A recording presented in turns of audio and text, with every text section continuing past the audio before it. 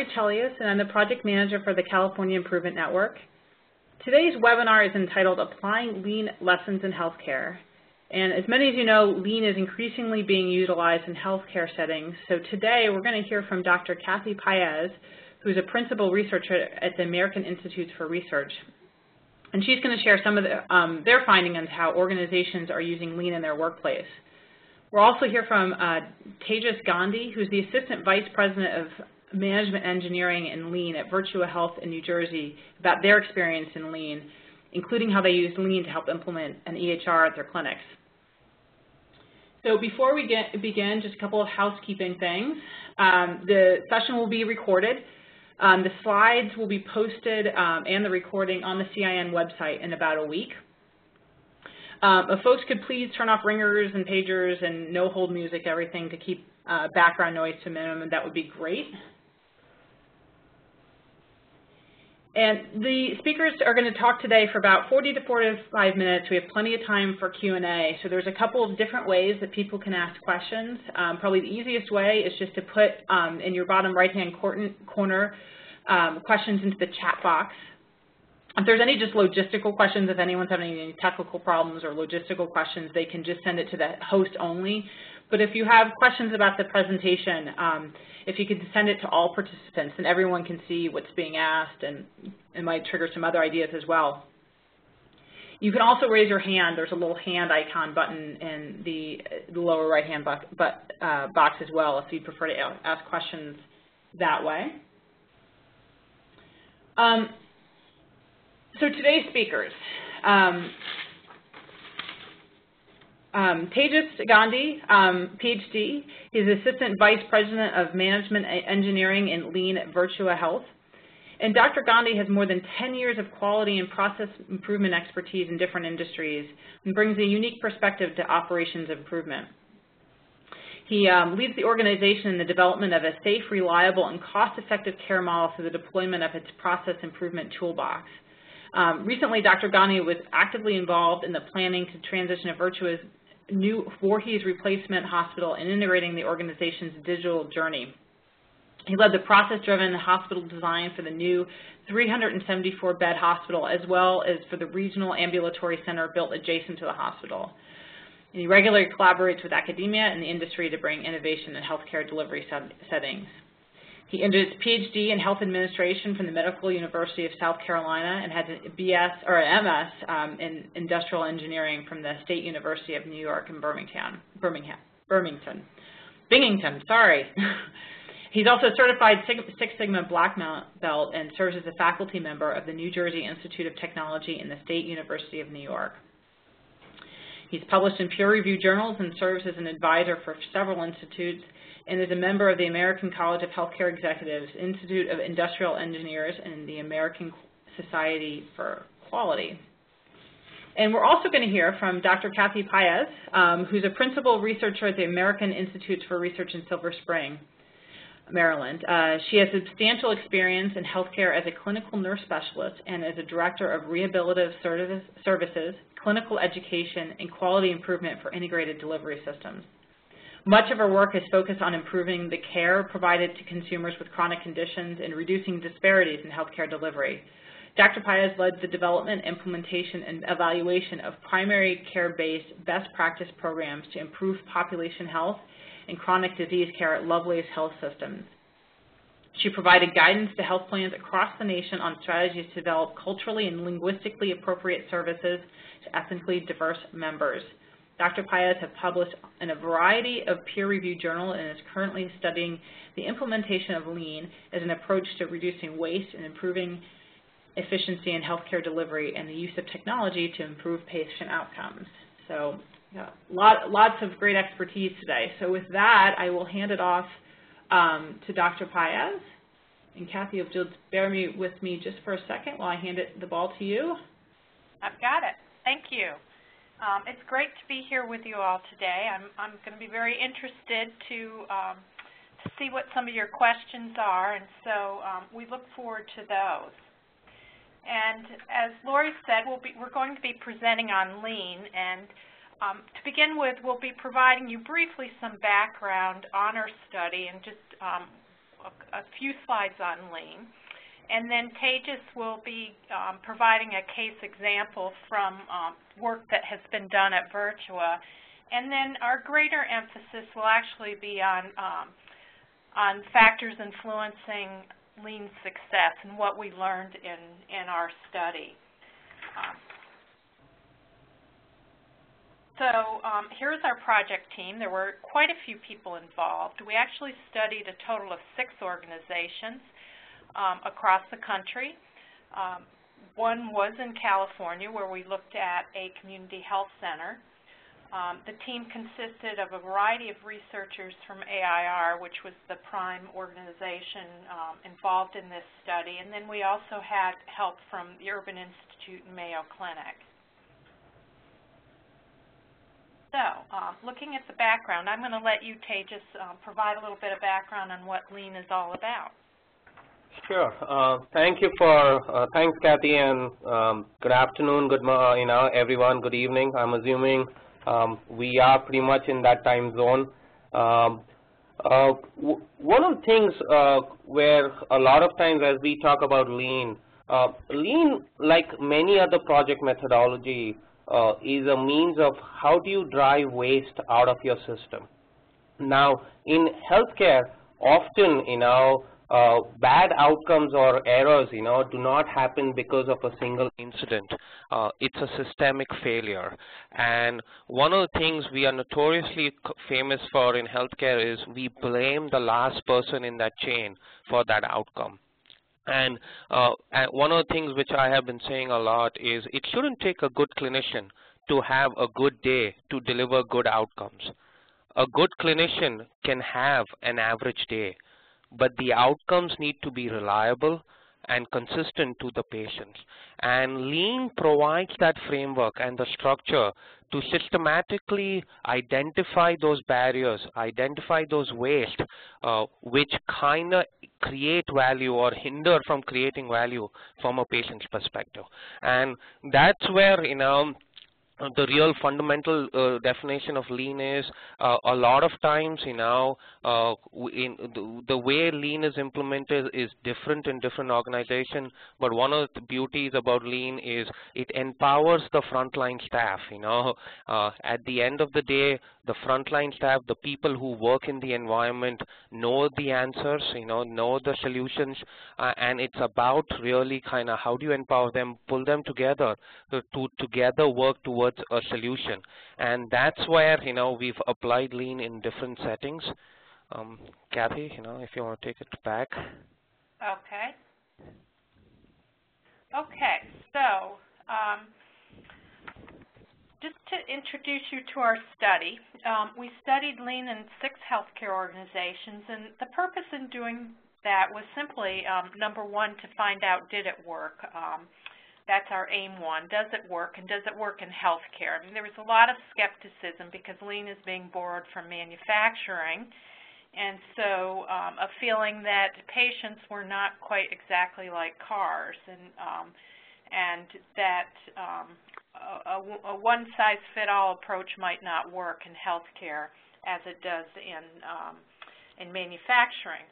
Our second aim was to look at under what conditions does it work, because we know, particularly in quality improvement, you look at one organization and they try one thing and it seems to work beautifully, and then another organization tries to take it on and do it, and it just doesn't come out the same way. So that was the second thing we looked at. And then lastly was just to identify any challenges in implementing Lean, the potential solutions and the lessons learned, which is what we're really focusing on with you today. So this drawing in front of you, this slide, gives you a sense of what our study was. So we selected, this shows 5 organizations, and that was actually, I kind of divide them into 2 studies in my mind, and this is focused on one study we did with the Agency for Healthcare Quality and Research, and then the second study was of a community health center that we did with the California Healthcare Foundation. So this just shows the larger study that we did.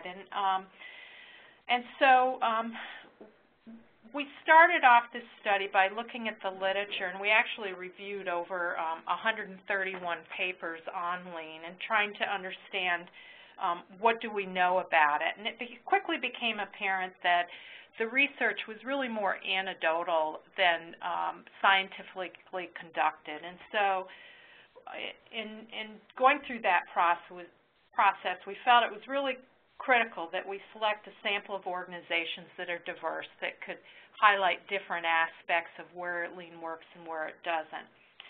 So we selected, actually ended up selecting a critical access hospital, an academic medical center, a safety net hospital, a tertiary care hospital, an organized delivery system, and then a community health center to study. And so to qualify for study as a case, and each organization represents a case, the organizations must have implemented lean in at least 2 or more projects. And in fact, some of these organizations had implemented 60 or 70 or 80 lean projects, so they were well along their way. And it's important to point out that in the way organizations kind of approach lean, there's really 2 pathways to take. One is a project-based approach where lean is implemented project by project and staff are trained as they work on a project. The second way is more of an organization-wide approach to change the culture to becoming a lean culture. And in that approach, which was actually undertaken at the Community Health Center in California that we studied, lean is taken on by training all employees throughout the organization in lean and trying to foster their beginning to develop lean thinking by looking at their work, assessing their work, and identifying where efficiencies might be gained and waste reduced. And you can read more detail about this particular case study that took this different approach by going on the California Healthcare Foundation site. The case study report was just posted. I think it was posted last week, and so it provides lots of detail about how it was done. But in the 5 organizations that we studied with AHRQ, these actually took a project-based approach to lean, and so did it project by project. Now the little, the dark blue boxes represent actual lean projects that we studied, and so you can see in one case, the first case, we studied 5 projects, and in all the others we studied 2 each, and we tried to identify projects that were completed or almost done, as well as projects that were just starting up so that we could follow them over a period of time. Okay, so this slide shows you our approach to data collection, and we did at least 2 site visits at each site and interviewed over 200 people, from executives to mid-level managers to frontline staff. We actually sat in on lean project events, 6 events in total. And then we took all this data, brought it together, and used a software package called NVivo to analyze it. In some cases, we were provided with actual data, hard data on improvements that were achieved. But as you'll see later, it wasn't quite as much as we would have liked. So next I'm going to turn this over to Tejas so he can actually give you kind of an example of a project at Virtua to get a sense of how a lean project is conducted. Sure. So thank you, Kathy. Yeah. The case study which I'm going to share is a family health center. We have a family health center which is in an urban setting. This practice typically sees anywhere between 80 to 100 patients a day. And this is one of the critical access points for a lot of residents, who this center serves, because of, a lot of these, the community is extremely underprivileged. It needs, that access is an issue. And this really community center came up because what we were seeing is because of the lack of issue, we were seeing an increasing trend in our ERs, in our emergency rooms, where we have an acute care facility. And because of lack of access, we were seeing these patients in the ER, and the right locus of care for them was really, in a family medicine center or a family health center. Over the period of time, as we are growing, what we were seeing is that we were not able to keep up with the demand, and we were not able, we were running overtime. We had to keep extended hours, and at the same time, because of we had created our own access issue where to get an appointment, or a new appointment or the next available appointment sometimes could take anywhere between 15 to 30 days, depending upon the provider and depending upon the panel. And this is where we were called in, we were pulled in to kind of say, hey, why don't you guys come in, as a consultant, as an outside, consultant, look at our processes and give us a recommendation of couple of recommendation. Typically, a lot of times in these issues, what we typically in healthcare do is add another provider or add more staff to it. Excuse me. But in this case, we were asked to look in and kind of make a recommendation of, was it enough was there opportunity in processes, was there opportunities in how we schedule to really kind of see if we could absorb more volume, bring in more productivity, enhance and make our processes more efficient, and or do we really had maxed out on that and we really needed to add an additional provider. And that's what is the background for this. So we pulled a small team together of really the frontline staff. We looked and kind of cross-functional staff. We had a provider, we had nursing, we had the registrars, we had the secretaries. Really pull them for a day and a half or 2 days, and it's typically on the Kaizen. We call what we call is a Kaizen approach, where you take them off their work, really kind of work together as a team, identify the problem, and together work with them to really identify and then come up with the solution. So before we started that, if Kathy, if we can move on to the next slide, please. What we did was really what we call over here is a high-level value stream map. As a team, we walked on what we call is a Gamba walk or a waste walk. So we walked through the entire practice or entire workflow from a patient's perspective. What does a typical patient experience look like? And as a team, sometimes we get so close, to our processes that we cannot differentiate the forest for the trees. And this is a great opportunity for the team to walk, what does it feel to walk through in the eyes, seeing the processes or in the shoes of a customer. In this case, it was the patient. And then we collected some data, identified who all touched that particular customer or the patient in this case, put that together, how long it took, and really identified what were steps which were really what we call value added and what were steps which we felt were non-value added from a customer perspective or patient perspective. You will, a lot of times, those who have used Lean or have, worked on projects using Lean methodology, this value stream map really forms the foundation or a guide to kind of help really drive opportunities, and it kind of serves, into what we would go into the next steps, where then kind of help identify where to start, how can we look at the picture as a whole so that we, from an effort impact, are really identifying and stratifying which opportunities you want to go after. Kathy, next slide, please. So the group as a team, we brainstormed, typically on day one, and really the team identified there were 4 to 5 areas where some of the issues could be bucketized or stratified into. One of the issues which the team identified was in registration and intake. We had staff where we had dedicated staff for the registration process and dedicated staff for the discharge process.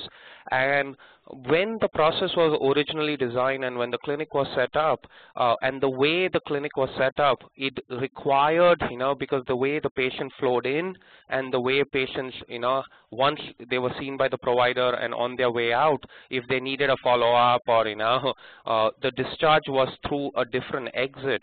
And this required staff to be positioned at two different ends of the clinic, and required the dedicated staff. One of the things we realized was there were times where the registrars, on the front desk or the secretaries were extremely backed up, while the staff on the back side at the discharge process, had capacity because they did not have enough patients, who had come through there. And so the team really felt there was real opportunity if we could relook at the workflow, we could relook through some basic, design or workflow changes.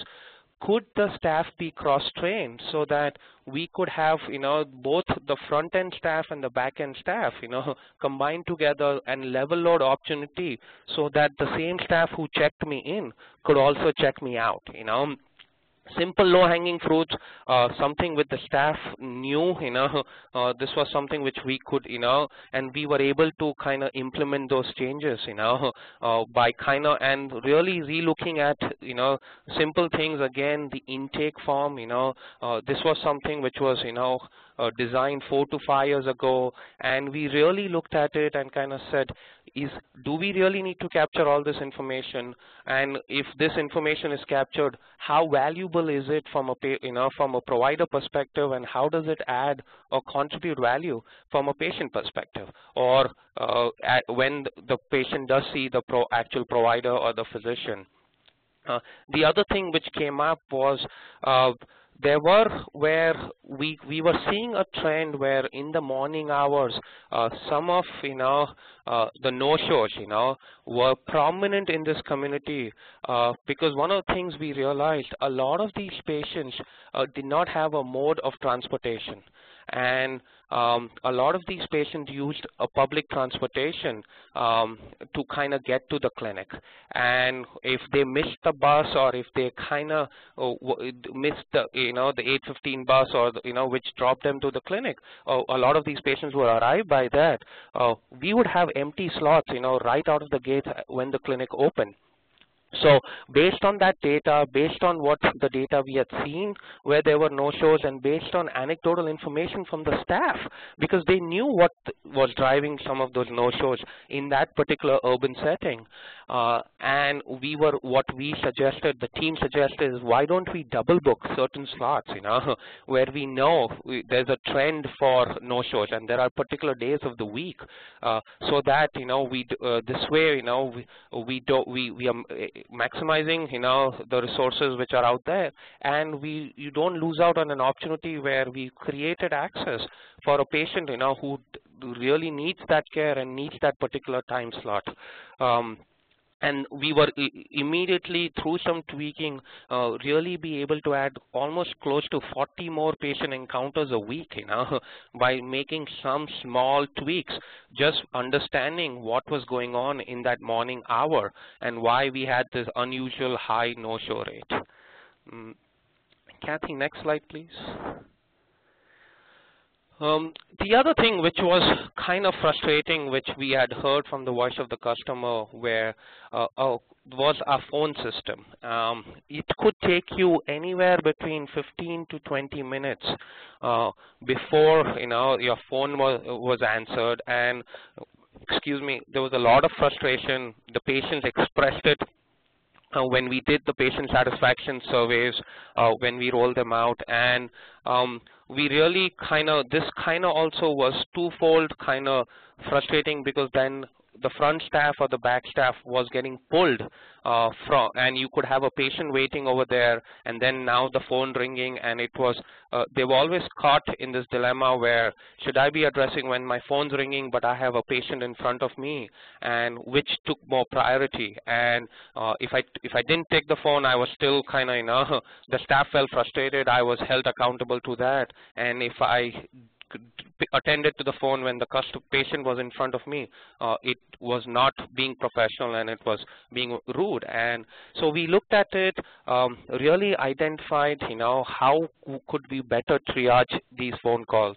And we looked at the phone tree mechanism where the staff said, could certain calls, if it is around, if the calls require social work or if it requires scheduling, can we route it to a particular number and a particular desk so that we can triage and we don't, the front staff doesn't get inundated where if somebody is looking for some financial counseling or to speak to a social worker, and a lot of times they needed to answer and then they were triaging those calls. Working with our IT folks, and our communication folks, we were quickly able to kind of identify how to, use the phone tree and kind of really redirect calls. And one of the things which we saw immediately where the percentage of bumped calls, before the CIN was as high or close to almost 40%. And because of appropriate triaging, we were able to bring it down almost to 0%. Next slide, please, Kathy. The fourth area or the fifth area where the team really looked at was medical records. This was an interesting problem where since space was a constraint, the medical records, was kind of batched, and it was it was not in the office itself. It was kind of in the room across from the hallway outside the office, because we own this. This clinic is part of in the hospital, and so what it did was it was kind of batched, and kind of all the charts were collected in one bin. If you look at your left slide, and then the medical records person had to kind of sort them and then kind of put it back in the file in the back storage room. One of the things which, in Lean is what we kind of always talk about is the supermarket layout. It's a classic example of how things are sorted, laid out in a way that it's convenient and you can retrieve it. Think about, all of us have been in a supermarket. Think about how the workflow happens. You enter from one end of the supermarket and you move in one direction, and you kind of check out and leave a lot of times from the same door, but the way it's laid out, the way it's labeled, you exactly know what to get where. Things which are extremely popular, things which are more at an eye level, things which are bulky are more at, near your feet at a lower level. If you're in the kids section or a kids aisle, a lot of things which are attractive to them, believe me or not, they are at their height level or at their eye level, candies and some of those things. So using some of that concept, how could we reorganize our medical records so that a lot of times when, patients call for, prescription refills, when patients call, for a lot of, for same-day appointments, a nurse or a staff doesn't spend a lot of time trying to retrieve that chart. So a couple of things what we were able to make changes were working with the medical records person, the staff, and we came out with a sorting mechanism where even before, instead of just piling it up, in one big slot, we created a sorter where by alphabets, when the staff finished utilizing this chart, they were kind of putting it in the right slots so that the medical records person was not spending, that much time, as high. They could be spending almost half an hour or more than an hour just trying to, get through the charts at the end of the day, almost close to 90 minutes, because they had to first sort it and then kind of put it back onto the shelves. That was one big change we made. And then B was we really tried to make sure, charts were labeled correctly. They were standardized in terms of how they were labeled, and how we could lay out the racks so that it was much more convenient and easy to retrieve the charts and kind of make sure the staff was spending time more by the bedside, or in this case with the patient, and not, typically a staff could have been pulled for 15 to 20 minutes at a time where, in a small practice where you having one person away could significantly, put a backlog in terms of, what services are delivered on the front side. One of the key things over here, which is very compelling and powerful, a lot of these changes were brought about within a day and a half to two. The key for us is if you have the right people, and in a right mix of people, and if you empower them with the right structure and give them the right tools, a lot of change through the use of lean can be accomplished.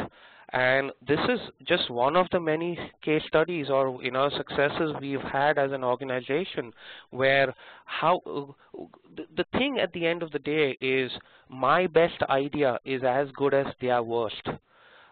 What this does, when you pull the right staff and the right people in, it brings also the change management, it brings the empowerment or the accountability, and there's a lot of sense and pride among the staff where they've been able to accomplish what a lot of them, have always wanted to do, and in my experience, most of the staff or people I know come to work every day to do the right job. It's about providing the tools, it's about providing the right structures and empowering them and taking the barriers away in a systemic fashion that, a lot of results, a lot of change can be accomplished in a very small period of time. I think this brings, to the end in terms of the case study. Kathy, okay. Great. I'll move on to the next then and briefly describe the findings.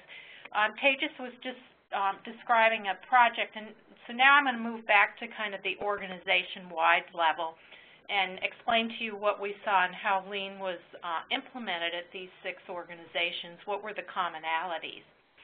And so at the organizational level, what we saw at startup was that generally organizations, first of all, had a consultant on board, a lean consultant that they brought in and who often stayed with them for a year or even longer. And that consultant guided the executive team through developing a steering committee to oversee lean. One of the tasks of that committee was to select either value streams or specifically the projects that would be undertaken and the number of projects that the organization could reasonably take on. The other thing that the consultant helped with initially was the training, and so the lean consultant would train the executive team and also train at least an initial couple waves of staff in lean principles. And generally, staff, again, they were trained as they were put on projects. And then the consultant would help the organizations through the first few projects to get them started. Lean events across the board were generally concentrated events that lasted anywhere from 1 to 4.5 days. As the organization developed more expertise with lean, the work of lean got pushed down further into the organization. And by that I mean, for instance, train-the-trainer programs were adopted where in-house staff would be trained so that they would be prepared to train their peers and other staff across the organization.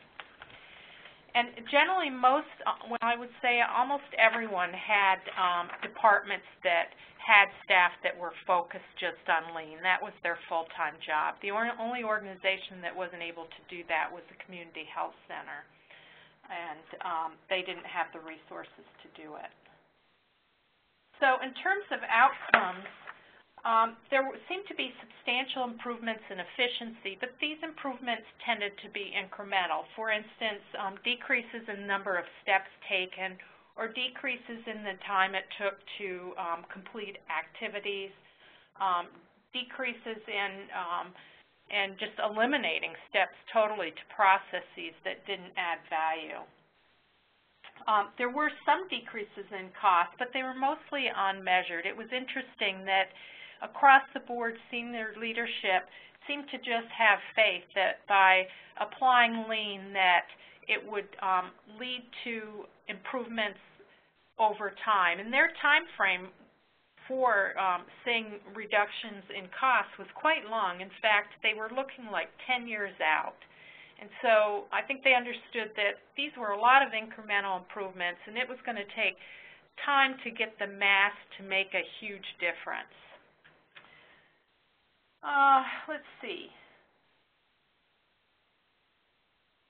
I think the improvements that we saw were particularly in employee satisfaction. And I think at least the area that we really saw measured improvement was in the Community Health Care Center in California. And again, this is in the case study report where a pre and post survey was done with lean. And although it really wasn't post, it was really kind of midway in their stream. But they saw significant improvement in staff perceptions of the communication across the organization, enhanced interaction with leadership, and then also there was much less perception of punitive response to when errors occurred or problems arose. And so that change was fairly dramatic.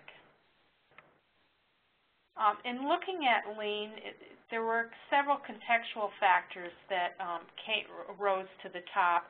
One was that organizations that had a tradition of performance improvement, that had really embraced quality improvement, had departments focused on quality improvement and much more than just to fulfill regulatory requirements or accreditation requirements, but really embraced it, took on lean much more quickly, and were able to kind of assimilate it into their organizations much more easily than those that didn't have that foundation to work on. The other factor was organization size. It does take resources, and again, the smaller the size, often the less availability of resources, like having in-house lean experts. However, a smaller organization does have the advantage that communication can be easier, and there's less people to influence when you need to make change happen. And then lastly, physician employment model. I'm sure some of you are well aware that when physicians are employed, it's much easier to get them involved in project work than if they're either on a contract with the organization or independent.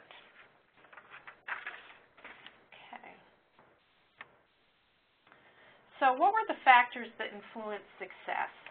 Number one at the top is the leadership support and activities. Leadership involvement and focus was critical to success, and particularly in the first year, leaders had to be really willing to spend a lot of their time on lean. I mean, they spent time setting up the steering structure, being involved in project selection, and then actually participating on projects and being visible out in their organizations so people could see that this was really serious business, that it was just not a thing of the moment. Leaders generally, one of their roles was to step in to break down resistance to change that sometimes occurred from physicians who didn't want to change their practices, or from managers who found it difficult to give up the director role and shift into more being coaches and facilitators than actually making decisions. Staff concerns about lean leading to layoffs were not uncommon. I mean, when you're talking about waste reduction and improving efficiency, people were well aware that this meant that it could mean that some positions might no longer be needed, and so leaders had to be out there letting staff know that they weren't going to be laying people off because of lean. However, it didn't mean that people wouldn't be shifted to other job roles within their department or even moved to other departments as the work was reorganized. A second factor for success was alignment with the organizational strategy. Greater success in Lean was found in organizations where Lean permeated all aspects of the organization, from the strategic plan to leadership and development to the incentive structure. And I think this is not uncommon at all with quality improvement. The organization has to really embrace it. And what we saw was that this meant that Lean was really seen as a key mechanism to achieving strategic objectives for the organization. That Lean training became part of staff and management orientation, and key staff were expected to attend multi-day in-depth trainings on Lean. However, Lean didn't replace other quality improvement approaches. Organizations still applied other methods, such as PDSA cycles, but Lean was applied onto these existing structures so that Lean was used when appropriate,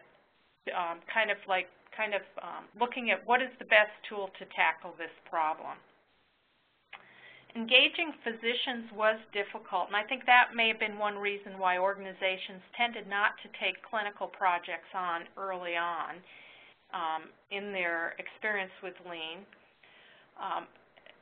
Often when physicians were involved, they kind of compromised on how Lean was carried out. For instance, generally Lean project work is seen as occurring in a compressed period of time over so many days. So when physicians were involved, that meant the physicians might just come in at key points to a project, or the format might change so that the project work took place over a more extended period of time. The next slide is really about just looking at the scope and pace of projects. Projects early on need to be not as difficult. They need to be the low-hanging fruit. Again, pretty typical quality improvement.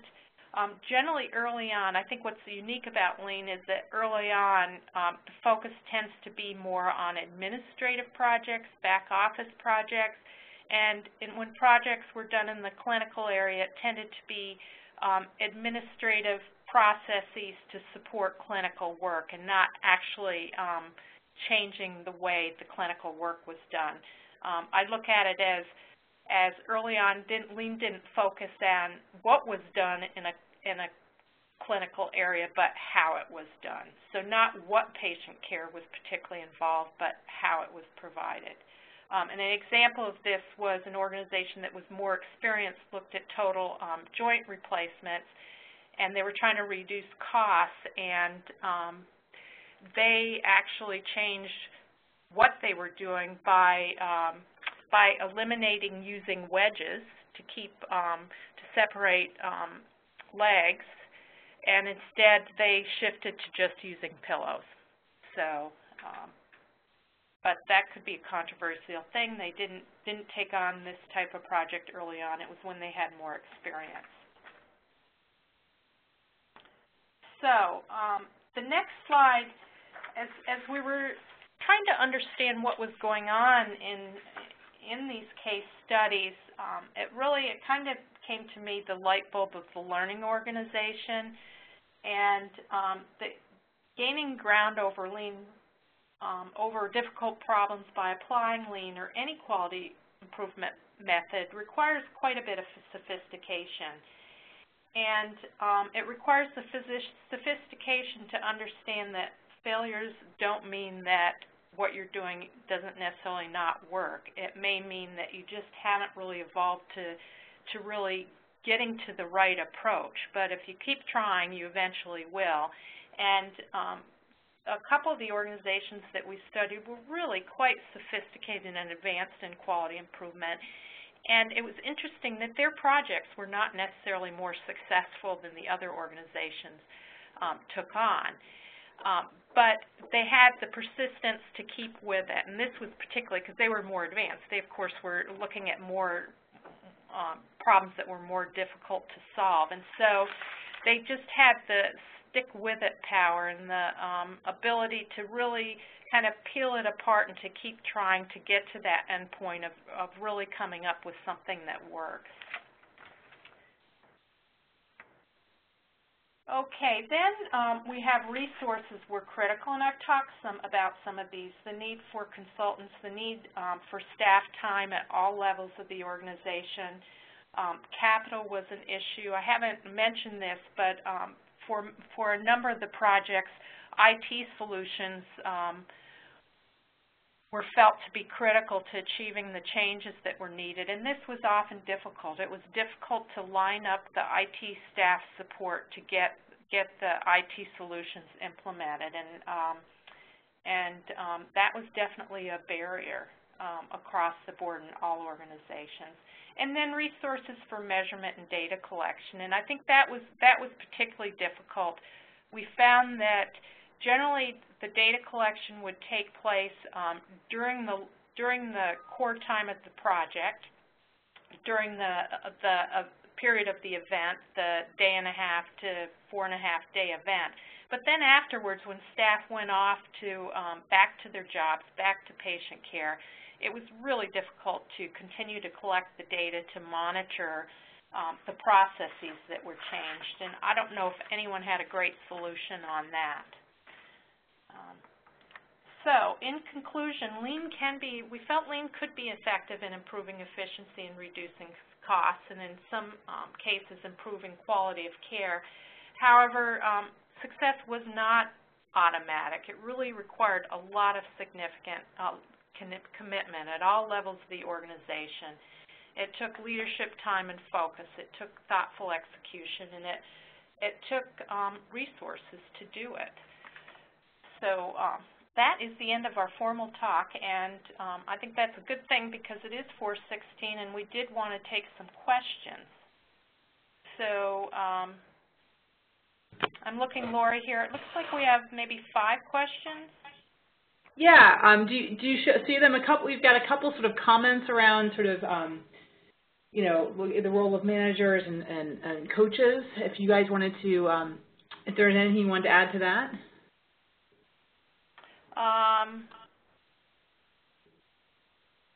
I'll take that, Kathy. Okay. And then you can jump in. I think the role of directors and managers is extremely pivotal for the success and of any project initiatives. In a lot of roles, and it depends in terms of how they play a role. They could play a role as a sponsor who really requests the team to get together and kind of give the charge to the team to kind of work towards achieving an issue or a problem. Or they could play a role of a process owner where they are accountable, in terms of when we leave, at the end of the event or any improvement cycle, the key is sustainability. And in a lot of projects, they serve as a role of a process owner where it is their responsibility 30 days out, 90 days out to report on what changes were sustained and how they were sustained or why they were not sustained. And so it depends on how you structure the project, but we've seen the role of a director or the manager depending on the issue and at what level in the organization and what issue you're trying to address. They could serve as different roles, for any process improvement role, and it's a pivotal role. Yeah, and I think what we saw was that the transition for some people was difficult to go from directing to facilitating and coaching. And there were a few things that we saw done. I mean, first of all, more extensive training for managers than frontline staff. Managers went through quite a bit of training. Number 2 was getting them involved in a role in the project, as Tejas mentioned, either as a process owner or the person overseeing the project. And then I think third was including including this transition in their performance objectives and how they were evaluated. And then I think also having support from top leadership in making the change. And in some instances, in at least one organization, people were let go if they couldn't make this transition to this new role as a manager. And so if nothing else worked, they were let go. And I would say it wasn't easy. It was difficult because managers often felt that now they had two jobs. They had to not only run their department, but they also had to do this extra work of coaching and facilitating projects and facilitating their staff and doing the work, which takes more time than doing it yourself. So no easy answers on that one. We have another question that came in. Kathy, you had mentioned that most of the organizations you worked with had used consultants to help sort of initiate the projects. And so the question is, from sort of a middle manager perspective, how can you sort of, do you have any recommendations, either one of you, in terms of initiating lean projects from a middle management perspective in terms of either convincing or getting senior leadership buy-in? That's an interesting question because it is difficult to do it without the level of support you need across the organization. I think that's a whole discussion in itself. I think, and you know what was interesting, in all the organizations that we studied, there was new leadership that came on board, new senior leadership. That was one ingredient. And then the second ingredient, there were pressures to use lean. There were, and those pressures were often financial pressures. And so the combination of the two are led to this, system-wide investment in lean. But I don't know, Tejas, do you have any ideas, a sole manager who wants to do lean, how can you do it when the rest of your organization isn't on board? I think process improvement, it's not necessary you have to use lean. You can structure improvement and build that culture with whatever tools you have in hand, whatever level of comfort you have.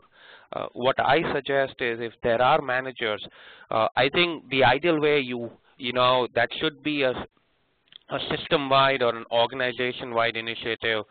That's the way you do business, through the use of process improvement tools, because that is your quest for our journey to continuous improvement. There's always opportunity to get better than what you are doing currently, and that reflects to the culture of that organization.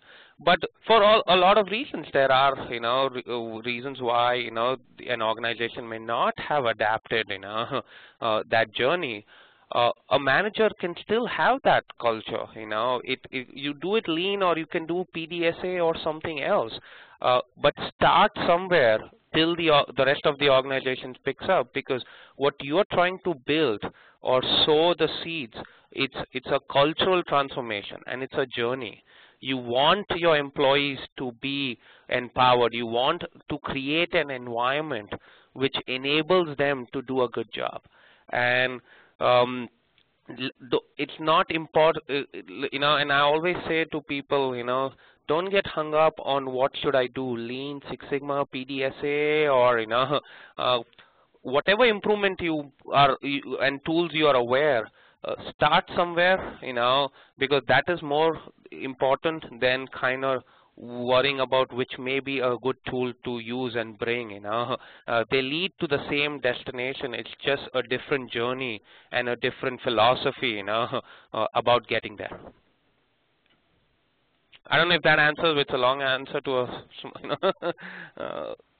the question, but that would be my recommendation, is tools are a means to an end and not an end to a mean. Great, thanks. I think the other sort of line, it was more of a line of comments that I just wanted to see if you guys wanted to add anything to. I think, Tejas, the slide you had up with in the office, or the front front desk staff sort of initiated a line of comments about the role of staff and discharging patients. Is there anything you wanted to add in terms of just optimizing the role of staff and how to... I mean, I saw a comment, a couple of comments about the discharge from the room and, can you discharge, should you be discharging patients from the room, or, which one is better, and how should one go about? My answer to that, it really depends. If you have in your environment, if you have a provider assigned to a room, I think you need to weigh in the pros and cons about will that hold up the next patient, by discharging it. If you have more rooms and then providers, a lot of facilities, you could have 2 rooms where, the provider alternates or flips between rooms. It may work a little better or differently over there.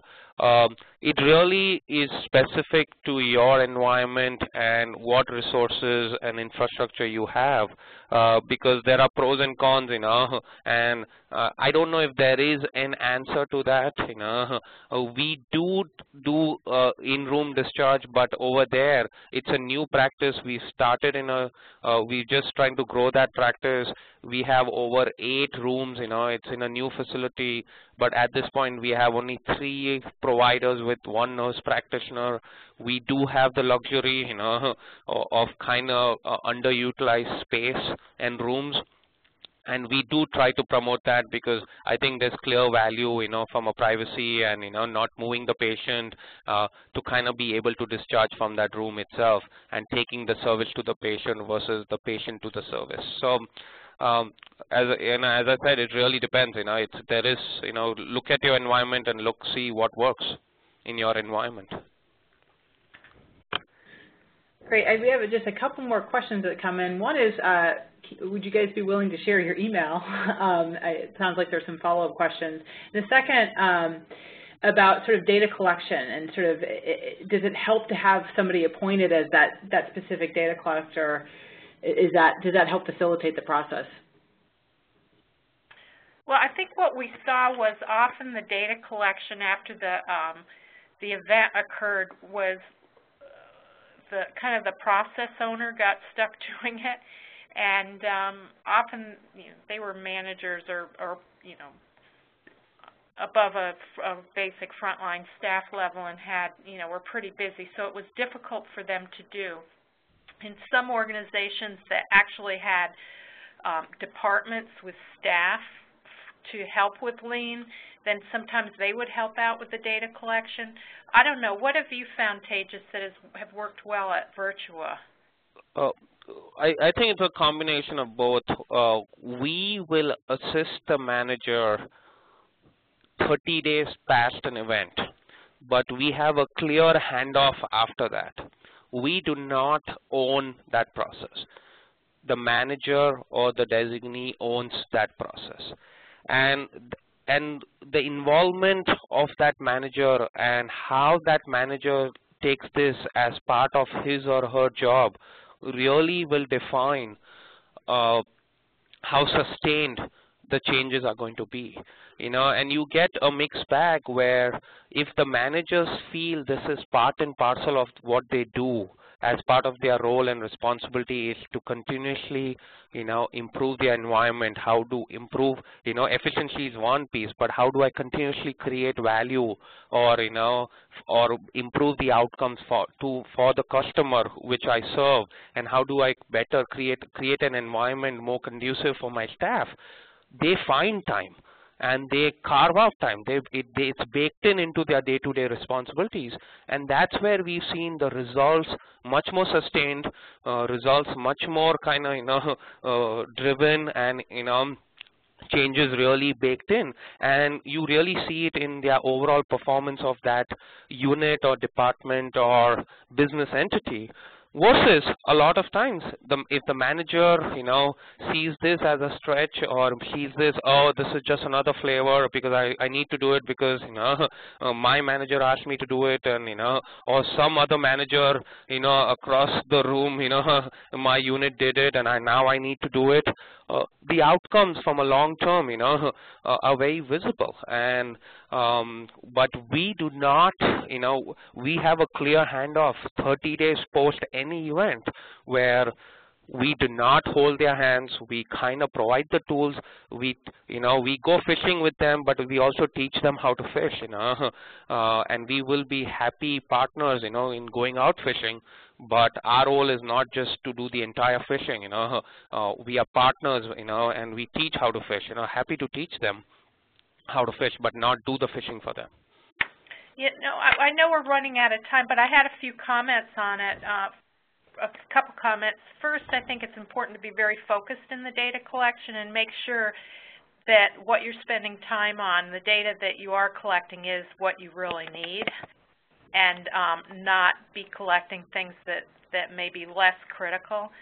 I think the other thing is trying to put the data collection whenever possible into the workflow in some way could be helpful. So those are two thoughts on it, but I think Tej is absolutely right. It's hard to sustain the change if you don't have feedback for people to let them know that it's working, because it's easy to go back to the way things were if you can. So it's important to provide that feedback, and so you just have to think of it in terms of, we've invested all these resources into this project, and if the key to keeping it sustained is that we allocate some time to data collection, we have to figure out a way to do it. Great. Well, thank you guys so much. We've just approached 1:30, so thank you, Tejas and Kathy, so much for participating today. Obviously generated a lot of good questions and a really interesting presentation. And thanks, everyone, for joining, and I hope to hear from you next month at our next webinar. Thank you. Thank you.